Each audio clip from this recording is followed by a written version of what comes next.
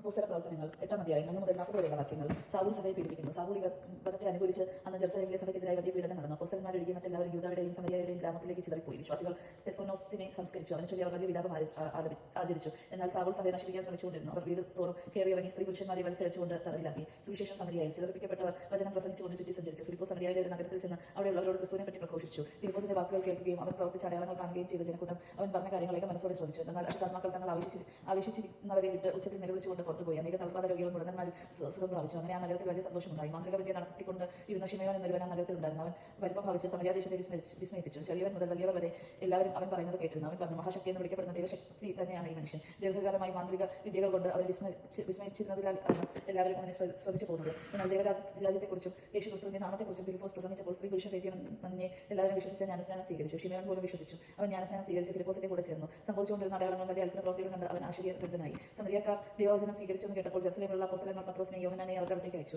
അവർ ചെന്ന് അവിടെയുള്ളവർ പരിശുദ്ധാത്മാവിനെ സ്വീകരിക്കേണ്ടതിന് അവർക്ക് വേണ്ടി പ്രാർത്ഥിച്ചു. കാരണം അതുവരെ പരിശുദ്ധാത്മാവ് അവരിൽ ഒരുവനായ യേശുവിന്റെ നാമത്തിൽ ജ്ഞാനസ്നാനം സ്വീകരിക്കുക മാത്രമേ ചെയ്തിരുന്നുള്ളൂ. പിന്നീട് അവരുടെ മേൽ അവർ കൈകൾ വെച്ച് അവർ പരിശുദ്ധാത്മാവിനെ സ്വീകരിക്കുകയും ചെയ്തു. അപ്പോസ്തലന്മാരുടെ കൈപ്പ് വഴി പരിശുദ്ധാത്മാവ് നൽകപ്പെട്ടത് കണ്ടപ്പോൾ ശിമയോൻ അവർക്ക് പണം നൽകിക്കൊണ്ട് പറഞ്ഞു, ഞാൻ ആരുടെ മേൽ കൈകൾ വെച്ചാലും ആർക്കും പരിശുദ്ധാത്മാവിനെ ലഭിക്കാത്ത വിധം ഈ ശക്തി എനിക്ക് തരിക. പത്രോസ് പറഞ്ഞു, നിന്റെ വെള്ളിത്തുട്ടുകൾ നിന്നോടുകൂടി നശിക്കട്ടെ. എന്നാൽ ദൈവത്തിന്റെ ദാനം പണം കൊടുത്ത് വാങ്ങാമെന്ന് നീ വ്യാമോഹിച്ചു. നിനക്ക് ഈ കാര്യത്തിൽ ഭാഗഭാഗിത്വമോ അവകാശമോ ഉണ്ടായിരിക്കുകയില്ല. കാരണം നിന്റെ ഹൃദയം ദൈവസന്നിധിയിൽ ശുദ്ധമല്ല. അതിനാൽ നിന്റെ ഈ ദുഷ്ടതയെക്കുറിച്ച് നീ അനുഭവിക്കുകയും കർത്താവിനോട് പ്രാർത്ഥിക്കുകയും ചെയ്യുക.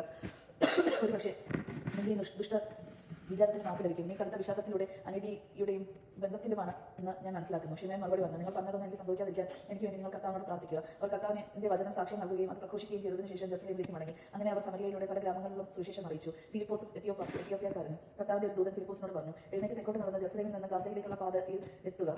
അത് ഒരു വിജനമായ പാതയായിരുന്നു. അവൻ എഴുന്നേറ്റ് യാത്ര തിരിച്ചു. അപ്പോൾ എത്യോപ്യക്കാരനായ ഒരു ഷണ്ടൻ എത്യോപ്യ രാജ്ഞിയായ കന്തായിക്കയുടെ പണ്ടാര വിചാരിപ്പുകാരൻ ജെറുസലേമിൽ ആരാധിക്കാൻ പോയിട്ട് തിരിച്ചു വരികയായിരുന്നു. രഥത്തിലിരുന്ന അവർ ഋഷിയുടെ പ്രവചനം വായിച്ചുകൊണ്ടിരുന്നു. ആത്മാവ് ഫിലിപ്പോസിനോട് പറഞ്ഞു, ആ രഥത്തെ സമീപിച്ച് അതിനോട് ചേർന്ന് നടക്കുക. ഫിലിപ്പോസ് അവന്റെ അടുക്കൽ ഓടിയെത്തി. അവൻ യശയ്യായുടെ പ്രവചനം വായിക്കുന്നത് കേട്ട് ചോദിച്ചു, വായിക്കുന്നത് നിനക്ക് മനസ്സിലാവുന്നുണ്ടോ? അവൻ പ്രതികരിച്ചു, ആരെങ്കിലും വ്യാഖ്യാനിച്ചു തരാതെ എനിക്ക് എങ്ങനെയാണ് മനസ്സിലാവുക? രഥത്തിൽ കയറി തന്നോട് കൂടി ഇരിക്കാൻ ഫിലിപ്പോസിനോട് അവൻ അപേക്ഷിച്ചു. അവൻ വായിച്ചുകൊണ്ടിരിക്കുന്ന വിശുദ്ധ ഗ്രന്ഥഭാഗം ഇതാണ്.